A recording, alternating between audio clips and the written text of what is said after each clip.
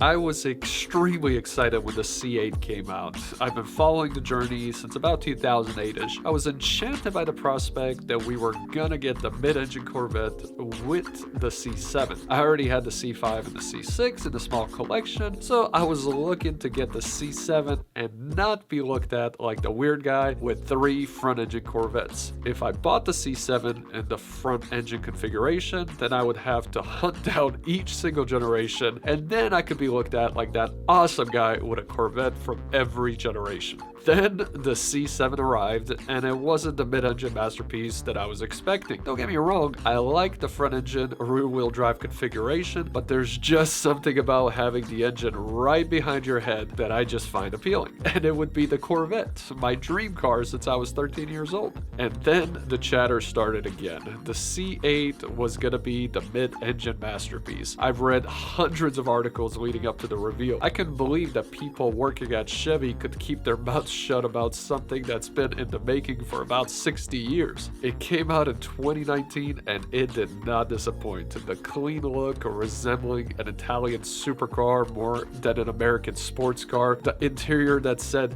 hey, this is a Corvette and not a GM pickup. The incredible 0 to 60 times that it achieved on a rear-wheel drive configuration, 2.9 seconds. The Bugatti Chiron, starting at roughly $3 million, has a 0 to 60 time of 2.5 seconds, and it comes with a 16-cylinder quad turbocharged 8-liter setup producing 1,479 horsepower and 1,180 foot-pounds of torque. I was shocked when I learned that the C8 was gonna start at around the same price as all other generations, $60,000. I seriously contemplated trading in my STI and getting it. I didn't for 2 reasons. First, I wanted my son to grow up enjoying cars and actually be part of the experience. If I got the Corvette, he and my wife would not be able to fit inside. No more family trips, driving around and making memories.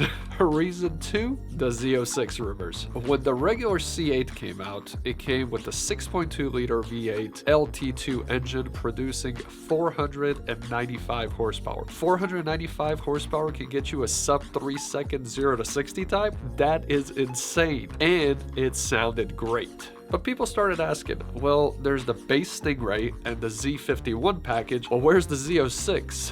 Then I saw the YouTube video, like most of you probably did as well, of the possible Z06 just screaming around the track. It didn't sound like any Corvette I've ever heard, and I started getting excited since I knew what I was about to find in the comment section. It was the flat plane engine.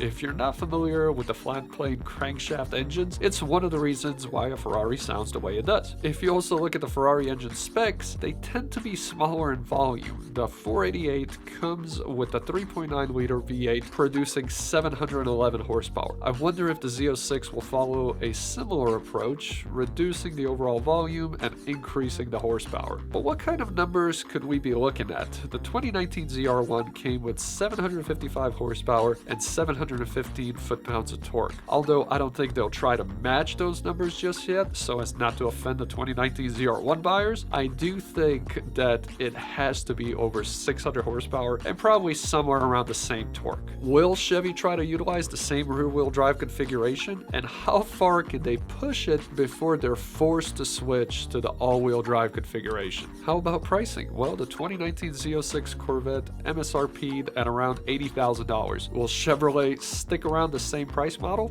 Well, I sure hope so. When can we expect to see it? Well, the C8 chatter will probably start dying down around mid to late 2021, which is when I would expect the marketing team at Chevrolet to get to work and release the Z06. How about the transmission? Will we see a manual option on the Z06? I understand the sales have probably been steadily going down, and it seems like most car manufacturers are going away from providing manual options simply due to demand. That's one of the reasons why I bought the STI, because it's not available in the automatic transmission. Manual only for true car enthusiasts. They can feed us all the reasons why the automatic transmission is better burn faster, and it won't change my mind. I want to be connected to the car and not have the car make all of the decisions for me. A few manufacturers have been missing the boat by not offering the manual transmission option, and I don't want Chevrolet to follow suit. Sometimes it doesn't make sense financially, but you get to keep that dream alive for kids that are going to grow up and buy a Corvette. If the Z06 comes in a manual configuration, I'm going to pre-order one as soon as it comes out on the market. If it doesn't, it's still the only car that I would buy with the automatic configuration. So whatever the case may be, I'm keeping my eyes glued for any new news of the Z06 Corvette. I can't wait to see what monstrosity is concocted by the team at Chevrolet.